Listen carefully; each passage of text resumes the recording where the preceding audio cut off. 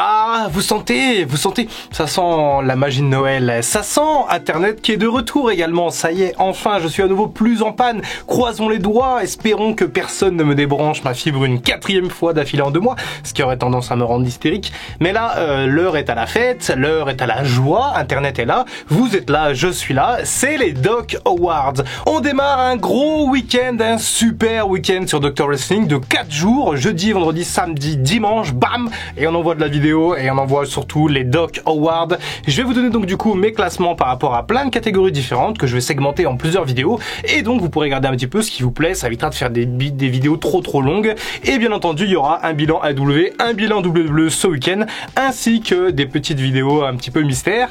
Je n'en dis pas plus mais en tout cas ça m'avait terriblement manqué de ne pas faire de vidéo pendant presque une semaine. Donc on est parti, les Doc Awards, ça commence aujourd'hui avec les meilleurs tag teams de l'année 2022. Et je me décale un petit peu du coup pour laisser de la place aux équipes que je vais mentionner. On va faire ça par classement et on va partir avec notre top 5 2022.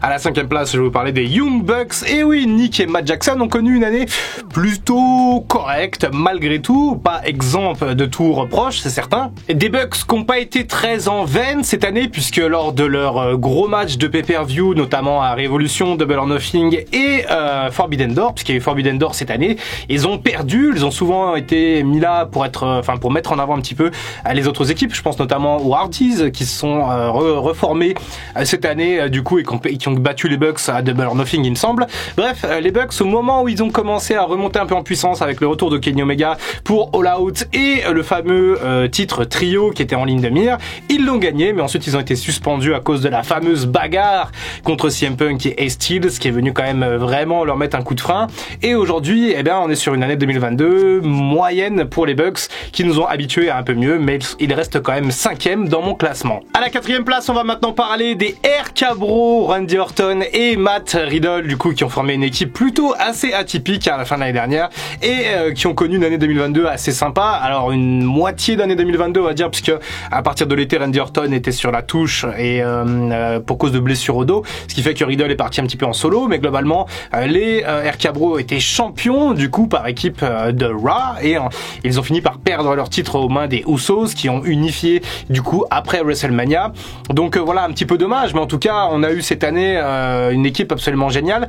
J'aurais adoré voir la trahison soit de Orton soit de Riddle et le split entre les deux. Malheureusement la blessure au dos d'Orton a un petit peu changé les plans mais RK Bro c'était vraiment la surprise côté team cette année à la WWE et j'aurais vraiment aimé en voir plus pour eux. À la 3e place de ce classement et j'aurais pu tout à fait les mettre en première place tellement leur année a été excellente. Je vais maintenant vous parler de FTR. Quelle année pour les collectionneurs de ceintures. Ils ont récupéré les titres de la AAA, de la Ring of Honor, de la NJPW. Et récemment, ils ont fait un match absolument génial contre les frères Briscoe qui mériteraient également d'avoir cette place, enfin leur place dans ce classement. Malheureusement, je peux pas mettre tout le monde. Bref, FTR, c'est quand même extrêmement solide, extrêmement costaud. Si je les mets pas en première place, c'est parce que je trouve qu'ils ont entre guillemets la chance d'aller dans plein de divisions différentes, plein de promotions différentes.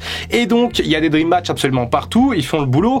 Mais par rapport aux 2 premières équipes qui sont un peu plus limitées, j'ai trouvé que c'était peut-être plus intéressant de les mettre à la 3e place parce que FTR, ils brillent certes, mais ils ont des occasions de briller absolument magnifiques. Même si pour moi, c'est clairement peut-être mon équipe favorite de l'année. Après, encore une fois, entre la meilleure et ma favorite, il y a souvent quelques petites différences. En tout cas, 3e place méritée pour FTR. Et si jamais vous me dites qu'ils méritent d'avoir la première place, eh bien, je ne serais absolument pas choqué. Maintenant, je vais vous parler des 2 derniers. Et à la 2e place, on reste chez AEW puisque je vous parlais des Acclaim, bien entendu. Et oui, quelle équipe! Scissor Mid alias, quel mouvement!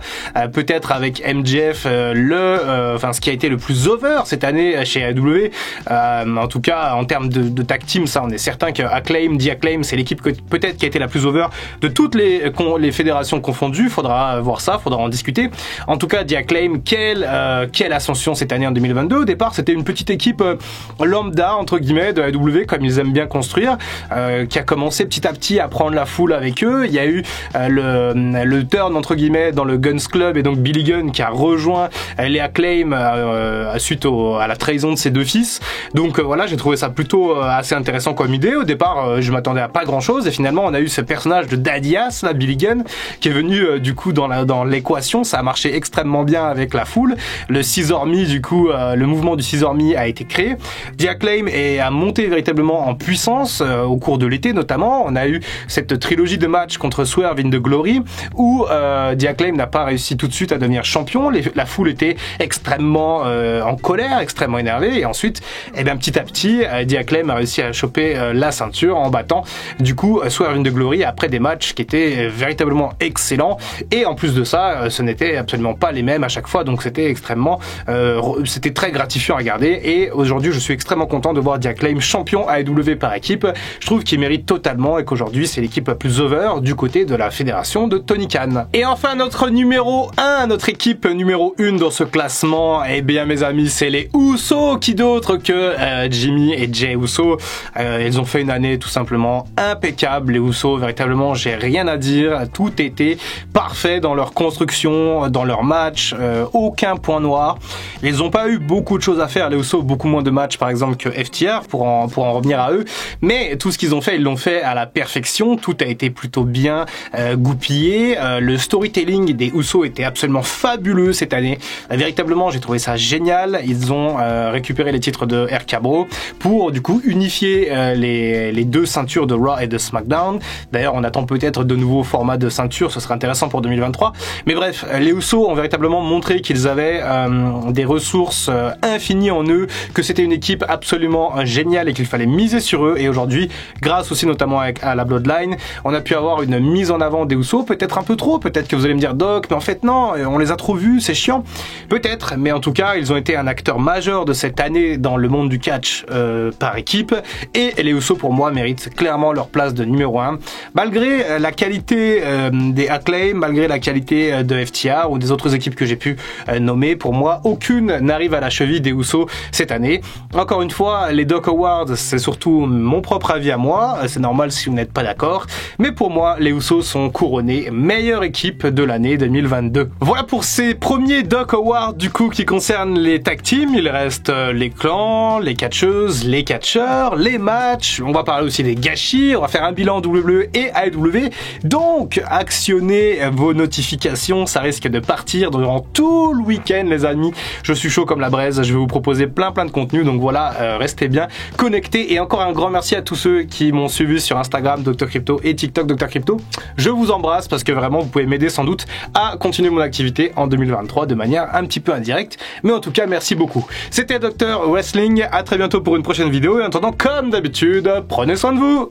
I can feel the blood creeping up from the heathens. Got will, got fight, got pride, got reason. If they wanna go eat, then you know I'm gon' feed them. If you're coming for me, hope you're ready for a demon. I got eyes in the back of my head, I'm seeing. Take me for granted and you know I'm leaving. I'm a